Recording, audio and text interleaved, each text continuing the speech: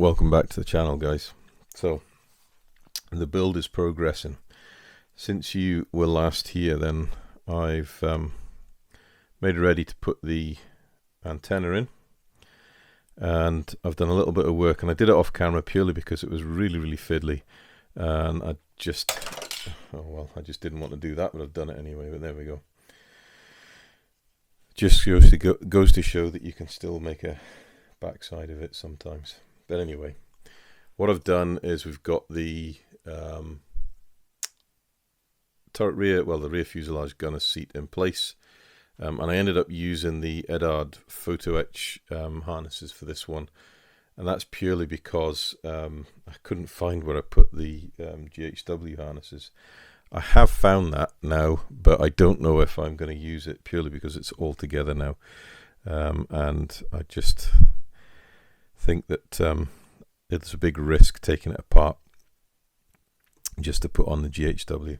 It doesn't look too bad. It's in keeping with the rest of the aircraft, but I'll see how it is when I'm finished it, and if I think I need to put on the GHW stuff, then we'll do that, but otherwise we'll just leave as it is. In the meantime, looks like I'm repairing my glazing work, so just using some white PVA and a toothpick or cocktail stick, depending on what you want to call it, and just a little drop of glue on the flat spots either side of the turret, and then you can just see here that I had a drop under the front, so we'll just put the glue back exactly where it was before, and I obviously masked and painted this so you do have the framing on it, and it will just pop in, and it locates reasonably well, and obviously we've got the glue on the front so we know just exactly where the canopy is to be positioned, and that's it. I've also got the armament in the sides, and I took the masking off the right front of the turret to get the MG in the front. Now, I'm not convinced about the kit weapons for this aircraft. I don't know if they are truly 1/32 scale. To me, they look a little small. I could be wrong, but I have no other option because I don't have any other replacement parts for the guns, so I've just had to use them. And hope for the best. I do have photo etch in the Edard set to put a sight on these weapons. I haven't done it on the two side guns purely because they're not long in the windows, and I was worried I would knocked it off. I do have it on the nose gun and the upper turret here, so we're halfway there. So that's where we're at with those things. The rest of it is I'm very nearly at a point where I'm happy with the level of finish on the aircraft. Obviously the underside is done, and we looked at that in the last video. So what I've been doing now is looking at putting some weathering in around these access hatches, and around these center section wings, just where the crew would be working, to fill up with fuel, test, dip any hydraulics or oil or whatever, anything that would require them to walk on the wing. And I've also done a little bit of extra fading work just to kind of highlight the stuff we did with airbrush, and that's just been muted back a little bit with the enamel weathering and the flat varnish that's gone over the top. So I'm just coming in with some Amtolong 501s. Is it 501, 502? 502s. So we've got their yellow, we've got their grime, and their dark green.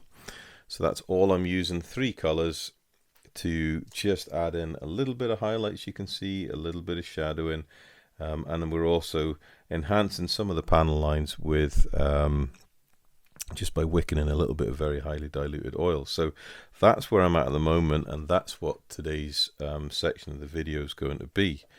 Is we're going to look at oil weathering. So I need to do I've done this wing here. This wing is as we left it. So I'm going to do this wing.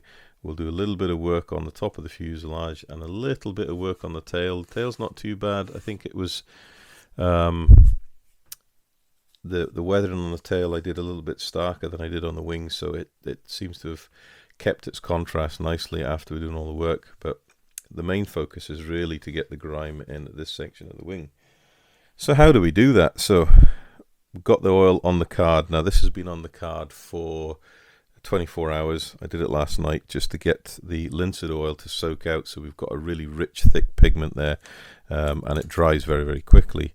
Brushes, I've got Abtalung's modeling brush number 0 as one of the applicator brushes. I have my Dale & Rowley liner brush number 1, and I have a good old Humbrol brush. It's that old that it's rubbed off what it is. I think it's a 0. Yes, it is a 0. So that's the application brushes I've been using.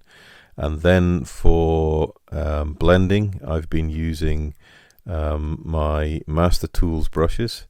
So we've got a Master Tools flat number 1 and a flat number 8. So that's what we've been using to help with the blending. And then for more firmer blending, I've been using some very old, and you can see they're quite splayed out brushes. So we've got a Dale & Rowley number 6 flat shader and an Taglieri number 0 flat shader. And then I've got this old Major brushes size 6. I don't even know where I got this, but it's got quite a firm synthetic head on it, and it's quite good for blending and moving paint around. And then just to finish up the overall like to soften it back and put a fine finish on it, then I've got some makeup brushes. Well, this one's a Major brush number 8. It's a nice soft bristle, but these two here, these are actually, that's a Morph brush. So these are makeup shader brushes, very, very soft, but they're very good for just putting a fine finish on what you've done. So that's what I've been using. I've been using AK Interactive's odorless thinners.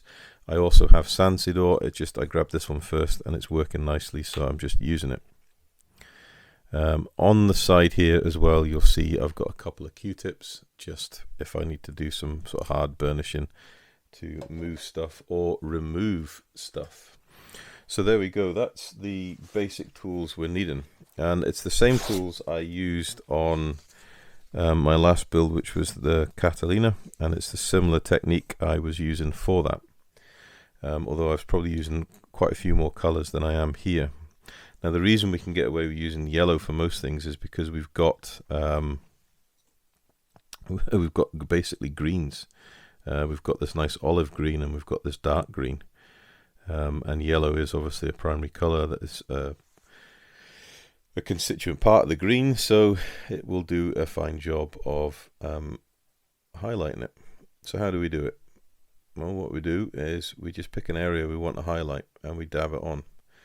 Less is more with oil paints. You don't need an awful lot of them. They will work a long time and they'll move for quite a distance. Again, I'm just kind of doing that rough sort of triangle L shape. It just seems to help to add that depth to the model. So you just pick your panels, and I've been working in areas as well. So I'll do a shade and then move over and then move over, and that way you kind of know exactly where you're at and you don't get lost in the whole process of doing it. So just pick an area and work the area. When you're happy with that, then we need to think, right, blending time. So you can either dry blend or you can wet blend. Dry blend is by what it says is a brush. You just come in and start blending. Now the beauty with oil paints when you wick out the linseed oil is they're very concentrated, hence why you don't need a lot. So the pigment is rich and it sticks to the surface, and you will get that nice tonal variation we're looking for. So straight away you can see with the dry blend. I think I'll zoom in a bit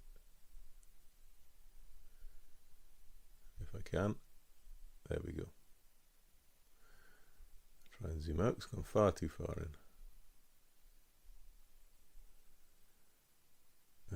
camera over.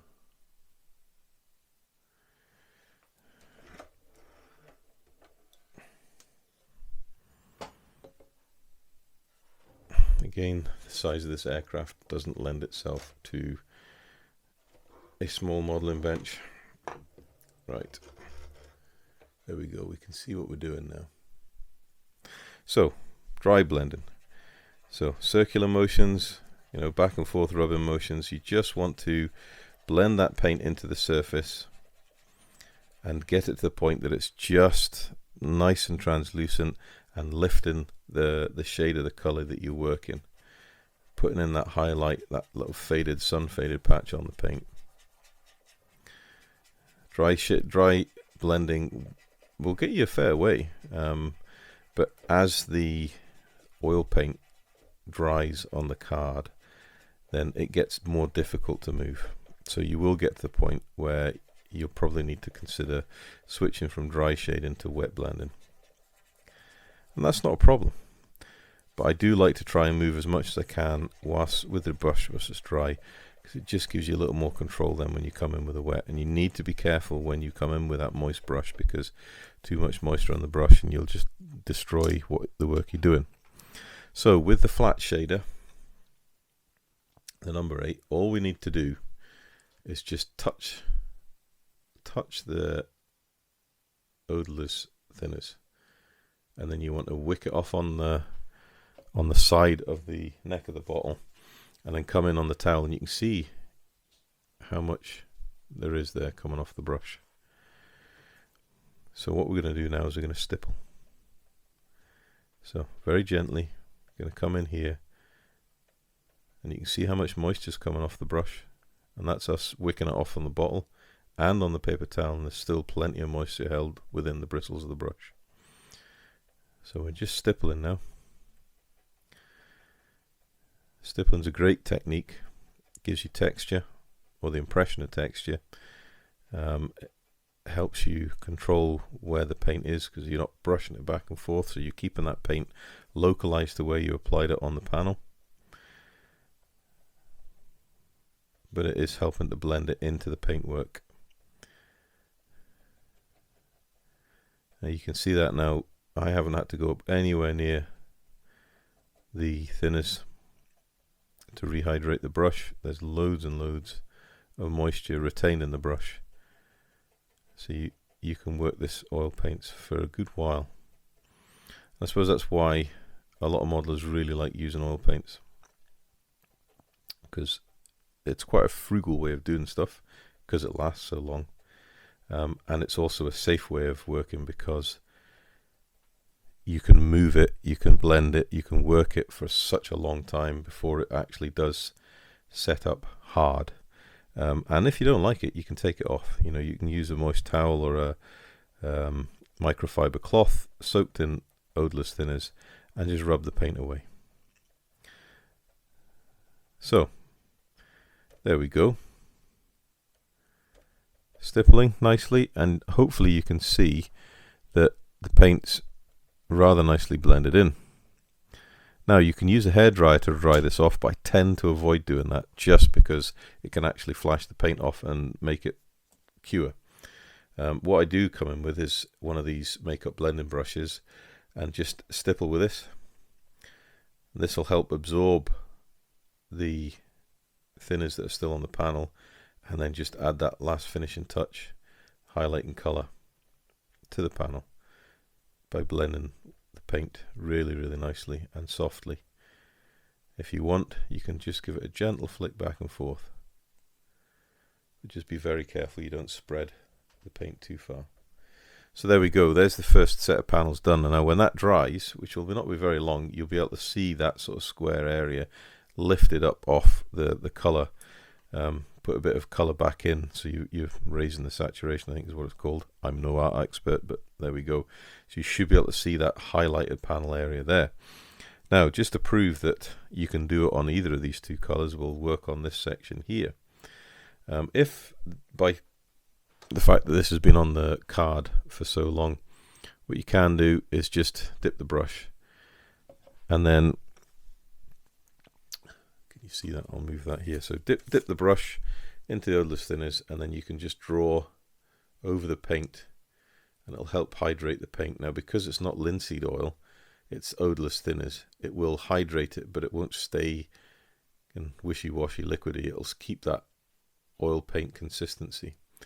All it's doing is just kind of breaking down the top layer on the palette. But be careful, because the brush is now loaded. You know, it could add loads to the panel, so you really do want to be careful. You just add in that little bit. And what we'll do is we'll do an eye shape,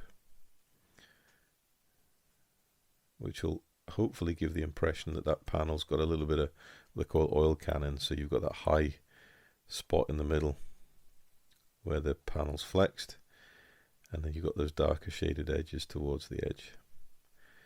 Now I can tell you straight away that there's more paint on these panels here than I did on the last one. And that's purely because this paint is being hydrated a little bit with the odorless thinners, and the brush is fairly well loaded. So there's the shapes, and then we'll just do in the middle here on this panel. A little touch here, a little touch here, and a tiny touch in there. Right, so yellow and yellow, two different panels. Let's get to wet blending. There should still be moisture on the brush, which I think there is, yep. So we can just start working away. The thing to remember with this as well, there will also be a little bit of yellow pigment in this brush. So be careful where you work and what colors you work. If I was putting down the dark green to add a bit of a shade to an area, I'll have a different wet blending brush, so I'm not mixing the retained pigment on the brushes. Quite important to do that, otherwise you're going to end up blending the color even more with the colors you're using. So maybe not so bad for yellow and green, because they're obviously yellow and green. Green just makes a different shade of green. But if you were using, say, a white or a buff color, and you put yellow pigment in it, you're just going to get yellow, and that'll give you a very strange hue to the panels you're working on. So stipple in motion again. You can see now that the moisture is coming out the brush, and you can see how much pigment has been lifted by the brush. So again, we just want to go in here, now that we've cleaned the brush, touch, wick off, and then wick off here. And we'll come back in on the front, and you can see straight away just how much is held within that brush. It's quite amazing. Now, if you want to see a real masterclass in oil rendering, then you need to go and look at Rinaldi's channel. He is an absolute genius when it comes to this work. Another fellow that's really good at it and a big proponent of Rinaldi is a guy called Will Patterson. Root Goldberg Industries, I think it is. Another very, very accomplished modeler, and someone that if you are interested in the intricacies and the finer details of modeling, you should definitely go and check out his channel. Not only does he do basic modeling techniques and stuff like this, but he also big into his 3D printing and stuff like that, and enhancing kits and making kits more accurate. So that's two channels to go and check out, highly recommended from me, and I've been subscribers to them both for a long, long time. So that's that blended. Now you can see, because this is a lighter shade and we've put a little bit more paint on, that it's a real strong shade compared to what we did here. Not a problem. What we can do is we can come in with a dry blending brush now that we've done the wet blending, and do it the other way around. And you can see straight away that that's helping to blend it.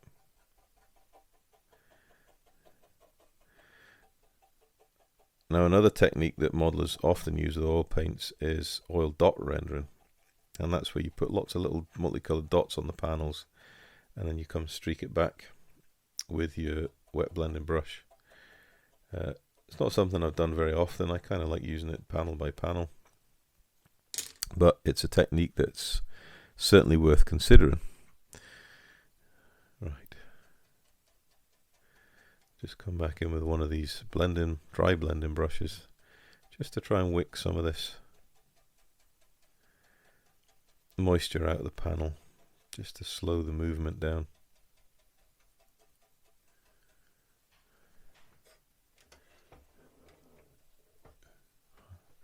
Hopefully you can see that saturation and the colours come back in nicely.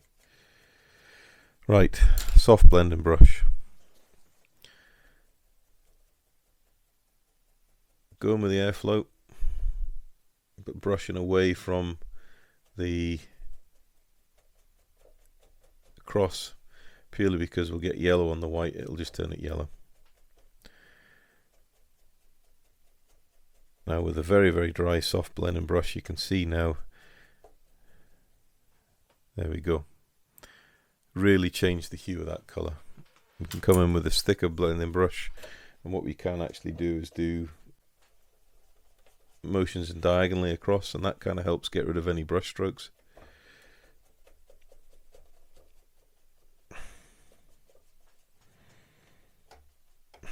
But there you go, that's really, really changed the hue of the paint, and well, it's lifted it because obviously brightened it up.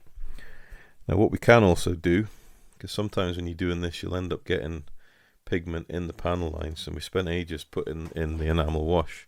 So what we can do is fill the brush, load the brush with thinners, and then just work the grime paint,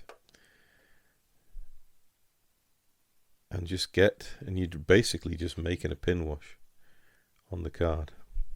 So what you can do then is touch it in the crossroads of each panel, like so,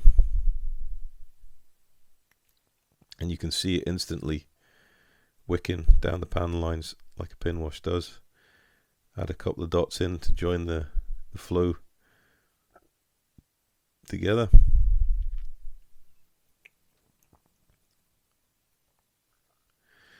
Try and be careful and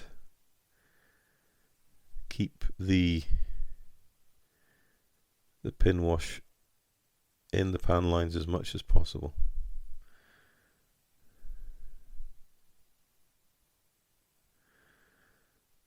And that's just purely for neatness. We can actually lay in, because this is quite a strong panel line here, and this is obviously a strong one here, so we can actually lay in a little bit more. But there we go, we can see we're reinstating those panel lines that may have been lost a little bit. Again with a wet blending brush, then just come in and stipple.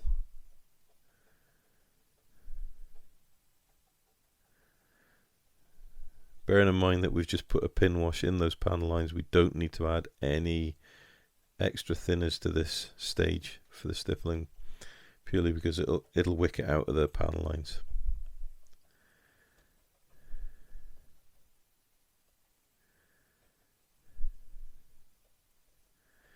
And when we've just done a stippling blend, we'll come back in. I won't throw the brush away, we'll come back in with the blending brush and we'll stipple with that. And then just gently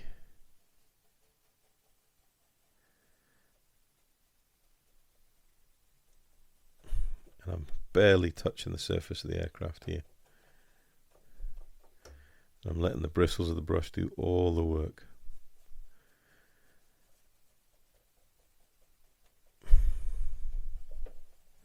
If you want to blend it a little bit more, you can put a little bit more pressure in.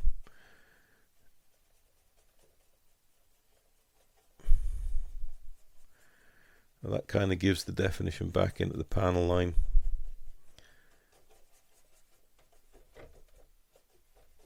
Very, very quickly. Helps break up the surface. If it's stripped too much away, come in with a dry blending brush, which will give you the opportunity to move what pigment is on the panel around a bit more, just to soften out that contrast that we've put in.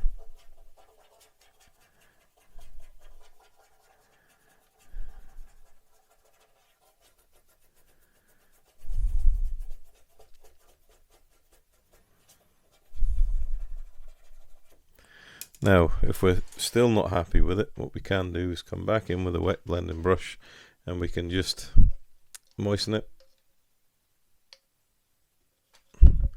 wick it off on the towel, and then just streak it back. But just go over it once.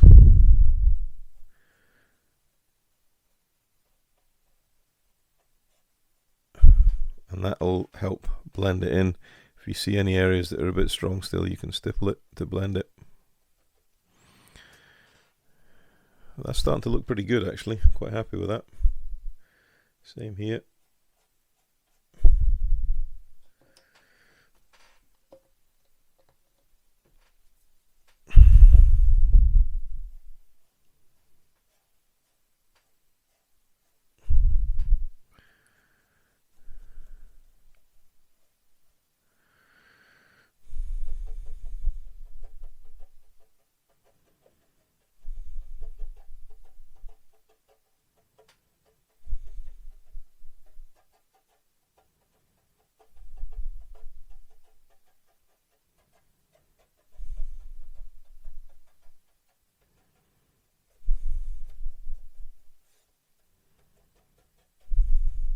So there we go. That's those two areas done. Now you can see there's a little bit of paint gone onto the white here. Just come in with a Q-tip and rub that away, just so we can maintain that clarity of colour in the decal. Again, you can come in and use this to clean along the pan lines if you need to. You can actually even blend the paint with these brushes if you want to. So there we go, that's that section. That's pretty much how I did this section here. Now if you think you've gone too far with the colour, what you can do is come back in with the dark green. I'll find my brush, that's the brush I've been using for that. So again, you can wet the brush. If you've got a lot of thinners on it, you can wick it off on the card. Sorry, I need to make sure you're in frame. So yeah, you can wick it off on the card. The card will absorb a lot. So you can pick up the pigment from the green. And you think, well, I want to just put a bit of shading in. So we had that kind of L shape there. So I want to just put a bit of shading in here. You can just do exactly the same. Touch that shading in. And you can come back in. Now I tend to use, I was using this one here, so a slightly different brush for dry blending the darker green. And just blend that in. And that'll add a shadow or a shade to an area. And because it's obviously been recently wet blended, it's blended in very, very quickly. Come in with a stippling brush or the flat brush and just stipple it in with some oil, some odorless thinners. Right, now how do we work in here? Well, we work similar with the yellow. That's no problem. But how do we get in oil stainings and heavier weathering like we've got on this side of the wing? Again, that's just using the grime color, and it's using the similar technique to what we've just done to enhance those pan lines again. So you want to work that paint, draw it into this sort of working area here, but you want to work it a little bit more that the paint's a little bit thicker. And then we want to think, right, where's it going to get dirty? Well, it's going to get dirty in and around the fuel hatches, and it's going to get dirty in some of these bigger hatches.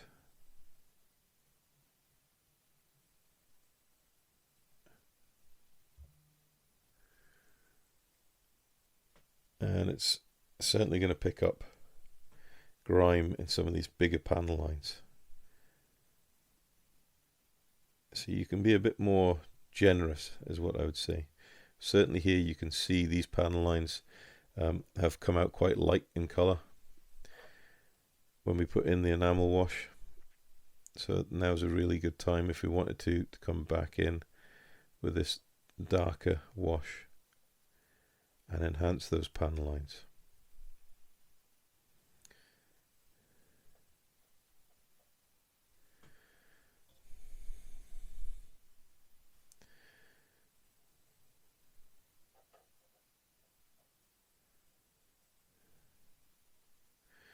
We can also think about oil staining from the engines here, streaking back. I didn't do any on this side, but I do tend to like doing some of it on one engine at least, and putting in some distressed fuel stained, oil stained paintwork. Just adds interest to the model, really. So we've got this nice layer of staining. We can dry blend if you want. It's not so effective in the first instance. I actually like to wet blend, but I actually like to wet blend with a wetter brush. So you still wick it off, but I avoid wicking it off on the towel. And then we'll just come in and stipple.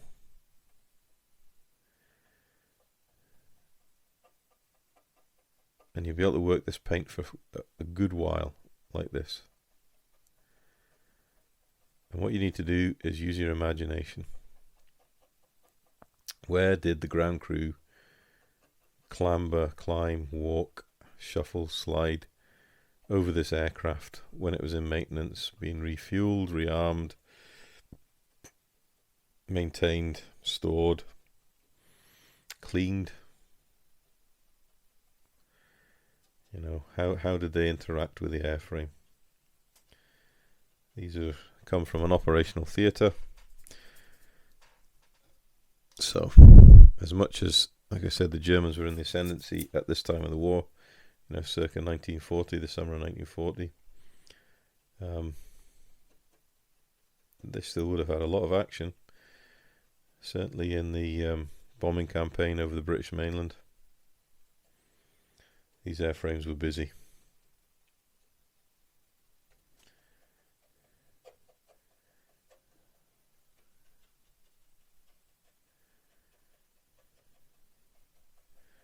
So, wet blend, wet blend, wet blend. I'm just going to zoom out because I think you're missing some of this. There. Do apologise. So we are wet blending a lot here. Now the thing to think about when you wet blend in this much paint is you don't want it to break the pigment down that much that it goes kind of chalky, is how I would describe it. You want that pigment to stay together in a kind of uniform manner. So if you put too much thinners in, then there is that risk it could go the chalky way. So just working off the palette that we've got here, now that we've got a layer of thinners, we can come back in and just use that capillary action to our advantage. Any hatches or access points that we want to really emphasize, we can come in and touch in with a kind of richer, thicker paint mix, and it will naturally wick around the panel that we're putting it into.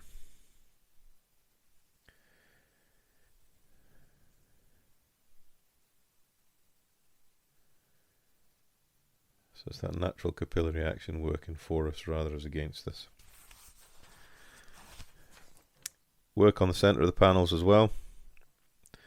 They'll have spilt stuff all over this, especially fuel. And fuel, although it dries, you know, it evaporates quite quickly, it does leave quite a lot of staining behind. Especially if there's mud and dust on the surface of the paint, the fuel will help that mud and grime and detritus, you know, break down the surface of the paint and get absorbed into it, and then you get that more permanent staining. So using this round blending brush, all I'm now is stippling. Again, that's just to help spread the paint a little bit, also absorb some of the thinners. So that lay drying, but it's just to give that random effect when you're stippling with a brush.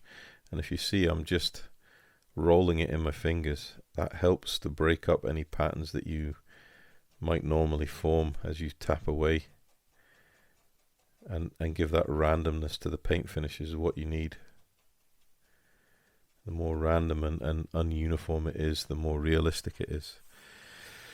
But hopefully you can see there we've now got some splodges, dirt, dirty marks, scrapes. We've got bits that's been taken away to cleaner paint underneath, but it's given that air of usability. When it gets to like this, you actually just need to let it dry a little bit. You can use a hairdryer. You could even use an airbrush just to blow air over it, but you just want to let it dry to see what effect comes through. And whilst you're letting it dry, then you can just come back in and look at some of these panels that we've done before if you want to alter them, or just take a new section and do some more work on that. And that's the beauty of oil rendering, really, I suppose. We could do a little bit of trial. We could do a little bit of oil dot rendering maybe. We'll see how that goes. So basically how that works is you just literally are putting dots down on the panel.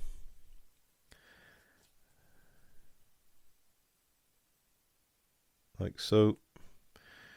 We'll do it right down the panel here. Check you're in frame, yeah. So little dots of paint, and this isn't, huge daubs of paint. It is very fine dots of paint.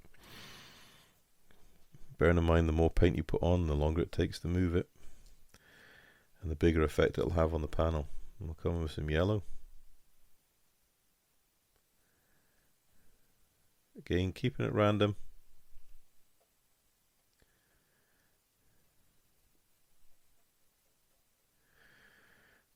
Pick up a little bit more.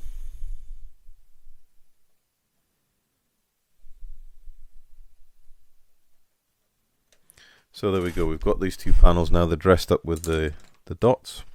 Come in with our blending brush.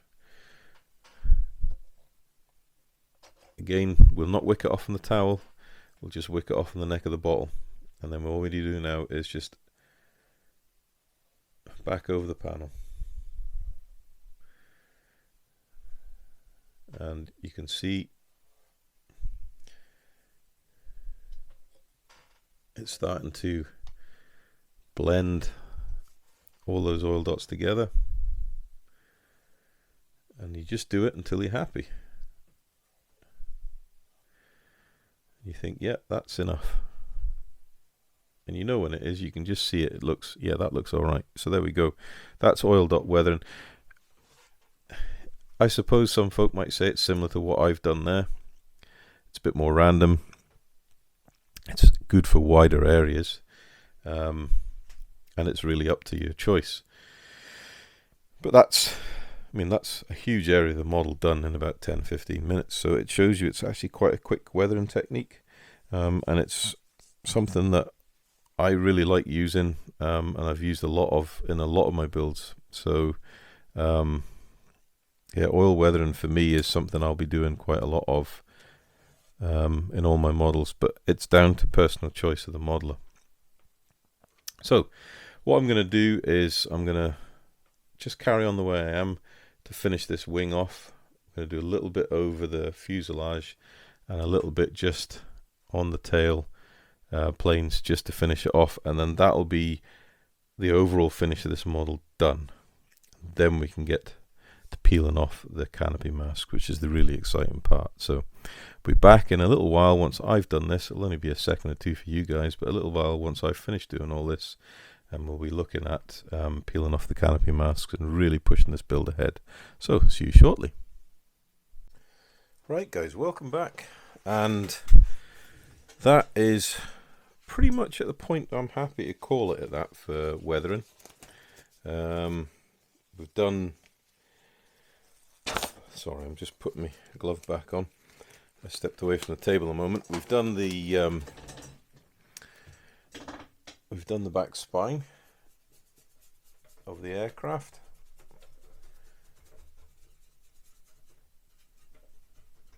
And we've done the horizontal stabilizers. Do that out of the way before I spill it.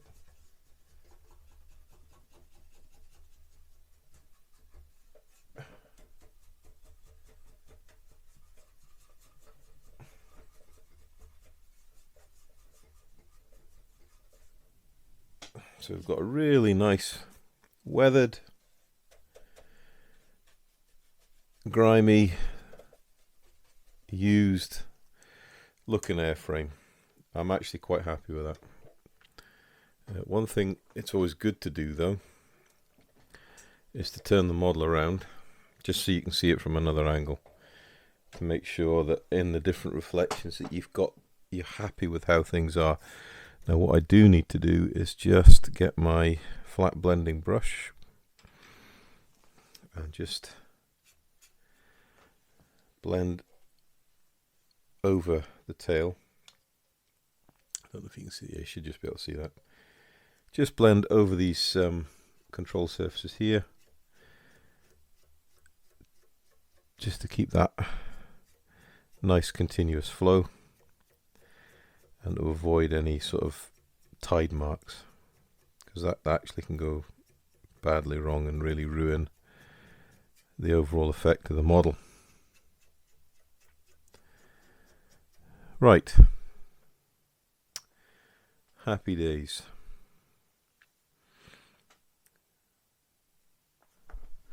So what next, I hear you say?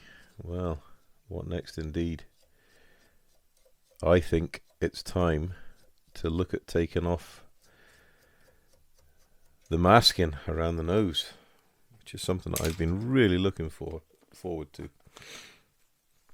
So we'll just set the oil paint brushes off to one side.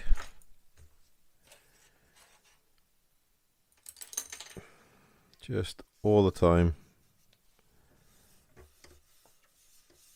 casting an eye, make sure that we're happy, moving any paint that needs to be moved before it's dry. Right. Oh boy, masking time. Now, there is a little bit of repair work or paint work we're going to have to do here. My tweezers, because obviously we've stuck this panel down with white tack. There we go. So we need to obviously clean the white tack. Also got to stick in those wires because I hadn't done that before we painted it up, so that's another little job done, but that's neither here nor there. So white tack, use white tack to get rid of white tack.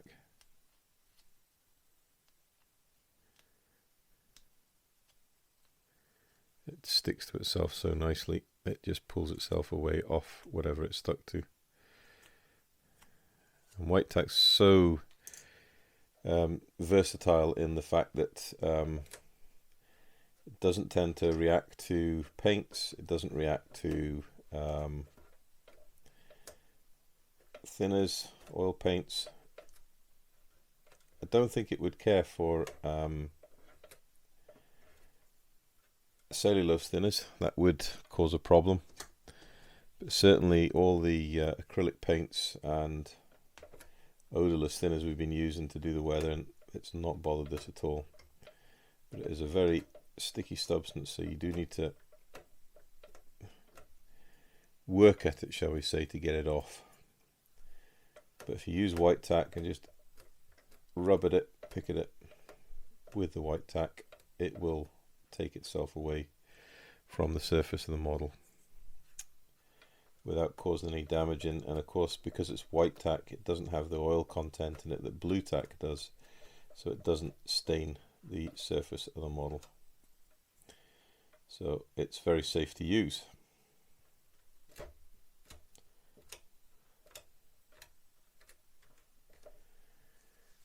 Now obviously we'll need to blend the paint in here,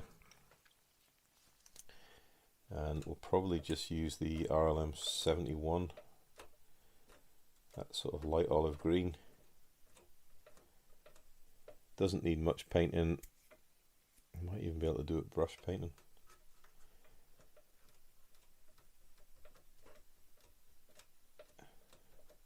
There we go.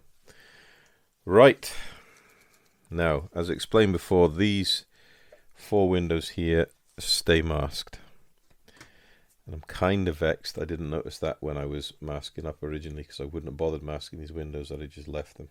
But hey ho, we are where we are. So first one to come off. Lovely.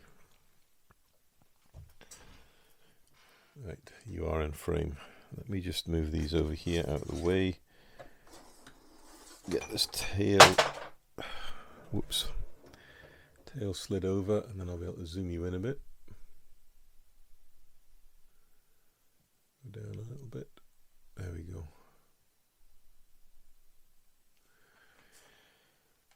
So working at the corner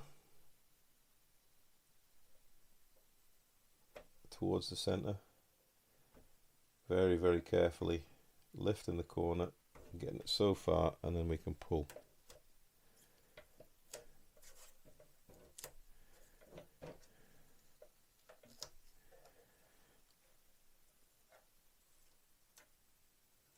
Edard masks are brilliant. The tape they use is pretty much just the same as Tamiya tape, and they do a combination of masks where they'll have pieces like this one here that is just a two-piece mask,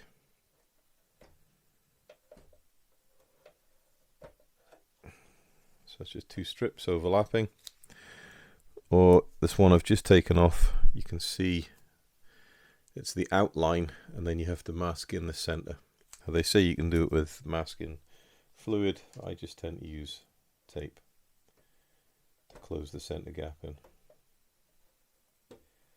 I'm already starting to see the detail inside this cockpit, so I'm really quite excited. And this is where your aircraft really start to come alive.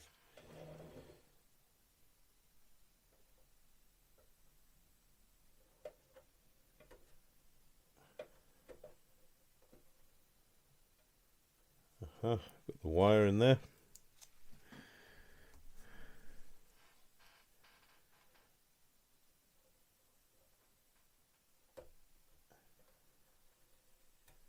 Oh, I like how that's looking.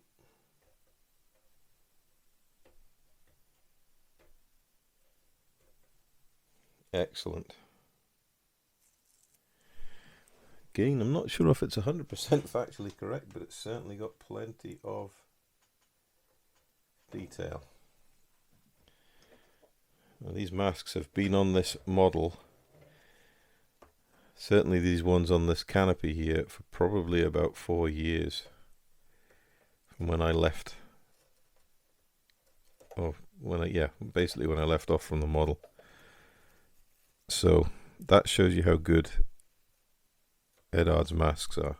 4 years on the plastic, and they're coming off absolutely no bother whatsoever.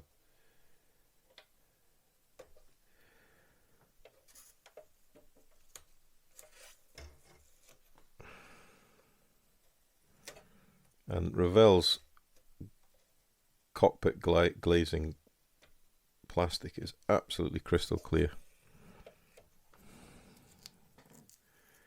Really is, and it's totally changing the whole look of this model.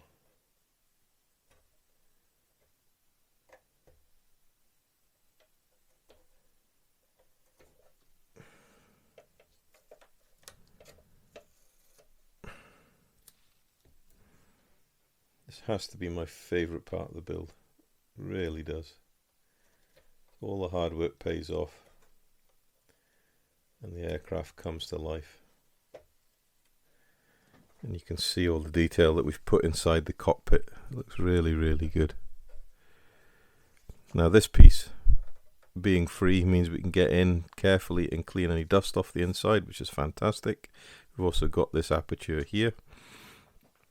Now what I'm going to do, I'll reach and get my stand, because I think we'll flip it over. That'll help us getting the rest of the masks off. I suppose the one thing I maybe shouldn't have done is glued the propellers on just so soon.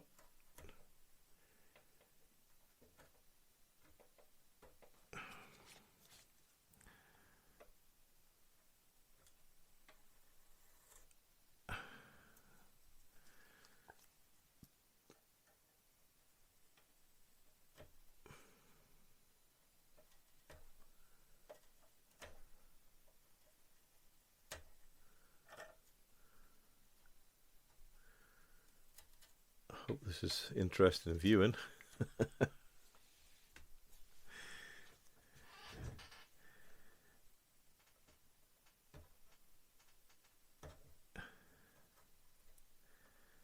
This is one of these outline masks.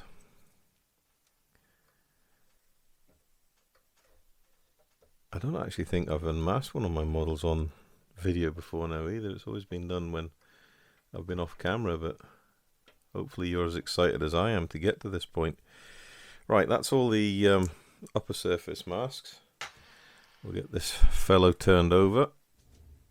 Oh, knock the microphone into oblivion.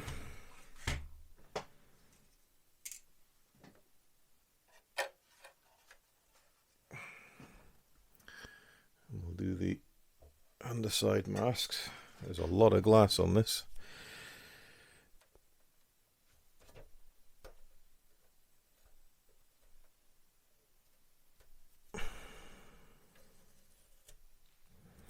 We can do, as I do have a pair of flat-nosed tweezers. If we can get a corner up, then we can use these to get a better grip.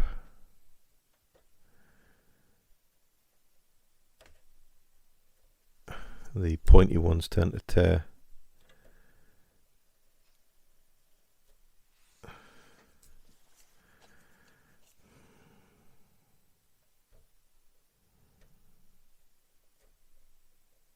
Yeah, 4 years is a long time to be in mask.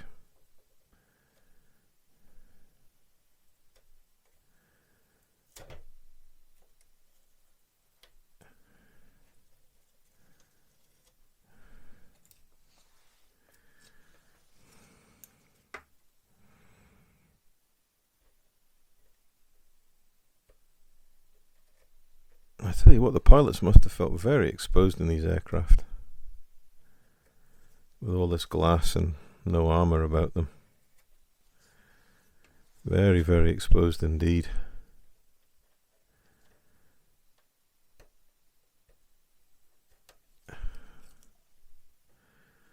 And on a summer's day they must have been absolutely swelteringly hot.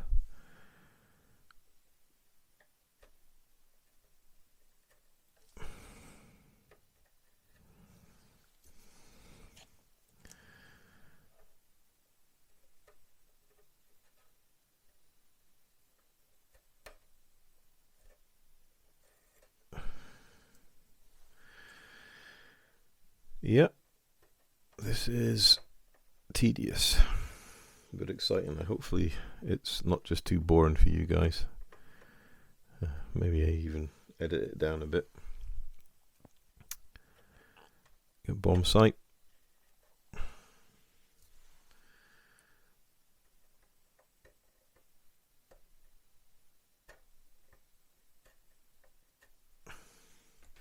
And the big thing you've got to do is take care, because the last thing you want to do is scratch the paint you've put on the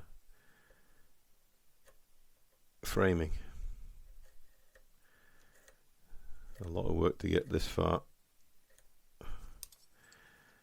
No point in being overly and ruining it.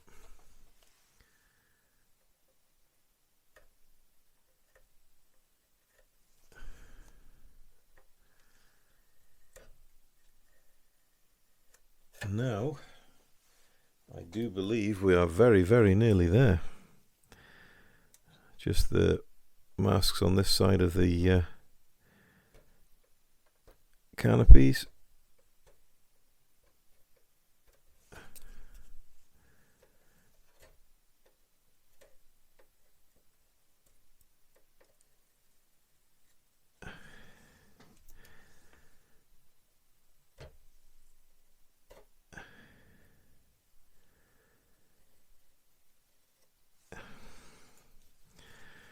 Wow. Wow. Yeah, I'm really, really pleased how this has come.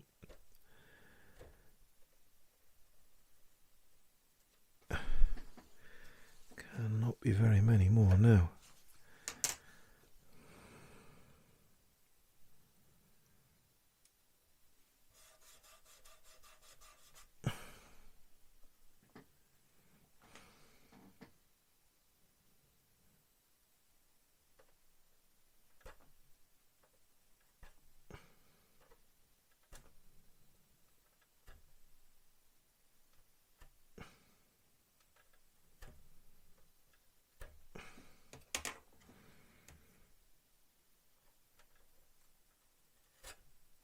This one's proving to be a bit resistant.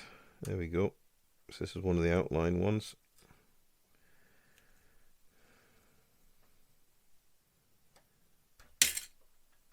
Happy days. Should have thought that was going to happen. I sincerely hope I haven't broken it. It doesn't sound too good.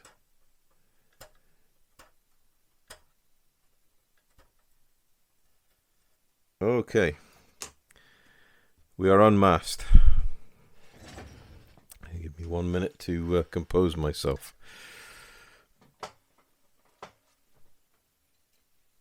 Thankfully we've not cracked the glass, but we have knocked it off the glue. Bloody hell. Right, excuse my language, but hey ho. Let's set this down and have a look and see what we've got. So 4 years in the making. And there we go. Look at that. Absolutely fantastic. Really, really happy with how that's come out. That's literally been 4 years in mask. A bit disappointed I keep breaking this, but nothing I can't sort out with a little bit of white glue. So 1 minute while I fix my little situation.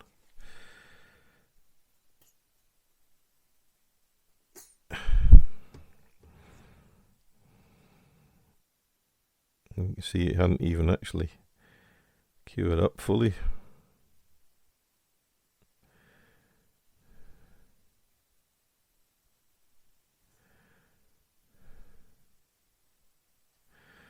Right, this will be the third time I've glued this on. Third time lucky.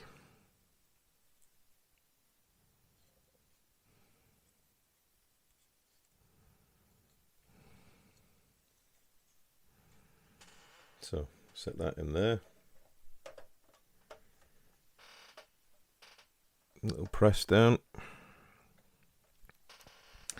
We'll get a Q-tip.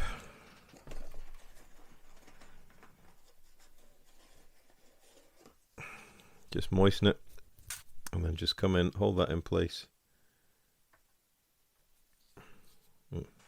Trust me, pick an old used Q-tip. Just let's use one too.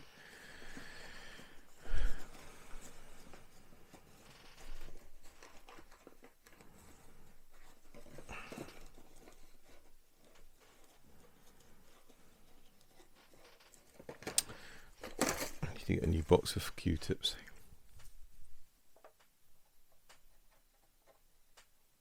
Right, that's that cleaned away. Right, last piece to unmask.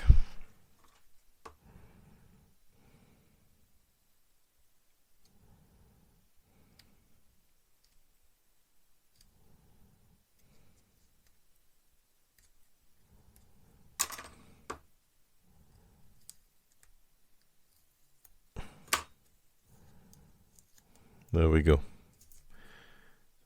That then will sit here in the open position, or we can have it in the closed position depending on what we like. There's a little bit of overspray on the back, so you can just come in with a damp Q-tip and that will clean it away. If that doesn't work, we can always come in with a little bit of X20A thinners and clean it that way.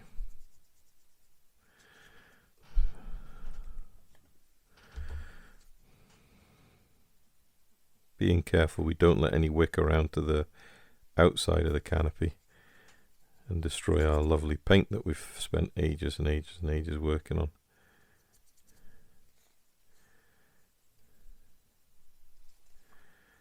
Right, a little bit of kitchen towel.